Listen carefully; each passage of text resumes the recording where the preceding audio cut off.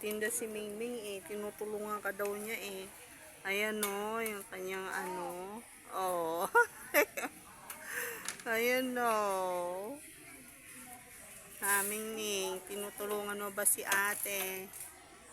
Ha, pasaway ka naman dyan eh, di ba? O, pasaway ka. Ayan na, oh. Ayan, dyan ka daw.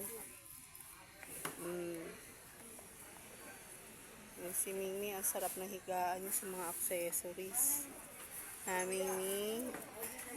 Diyan ka ba sa accessories, ha? Accessories ko, ah. Parang may bukol siya.